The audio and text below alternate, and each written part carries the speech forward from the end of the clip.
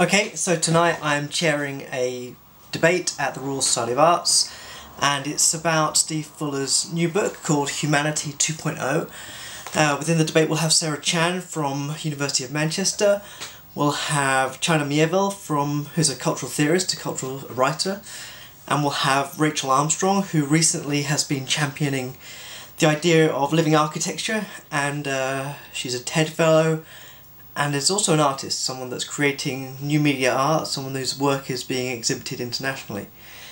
And I've known Steve Fuller, the author of this book, for a number of years now, and I've always enjoyed his company and his arguments. We share a lot in common in terms of our views about the future of humanity, and I'm really looking forward to seeing what people have got to say.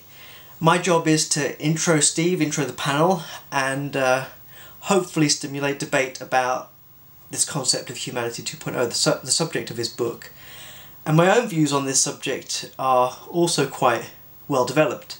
Within most of what I argue, I think what's at the heart of it is a belief that the evolutionary premise that underpins our existence, the idea that we are not simply complete beings, that we are in fact works in progress, people that are developing alongside technology, has big implications for how we should think about ourselves in the future. If you take genetic modification, if you take the development of genetic science generally, the information that's yielded from this new revolution is already beginning to show ways in which it's going to change humanity. It's already revolutionising medical care. It's inextricable from all kinds of scientific developments.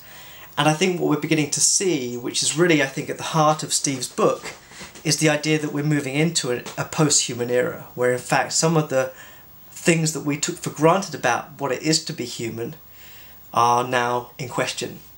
So we no longer have a sense of our being a finite being, that the idea of being able to live for much longer, potentially forever, has some precedent within scientific knowledge.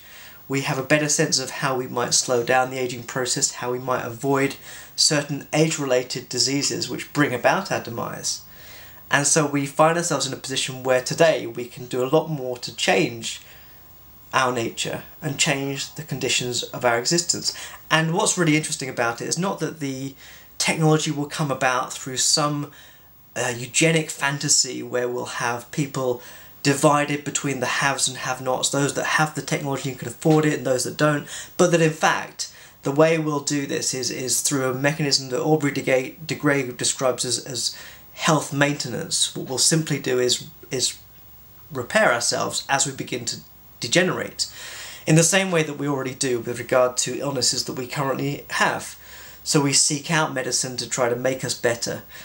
And the difference is, and I think this is the crucial philosophical difference that's having sociological, legal and policy implications, is that we're now being able to transfer this therapeutic intervention to a non-therapeutic application. So we're not making ourselves simply well, we're making ourselves better than well. And it's the heart of this Humanity 2.0 concept where I think that transition takes place.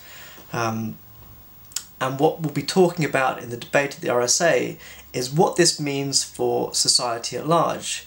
How will things like the NHS function in a world where we can modify people beyond what is biostatistically normal? What kinds of demands will this place on the system, and how will this affect how we organise society? Because a lot's at stake.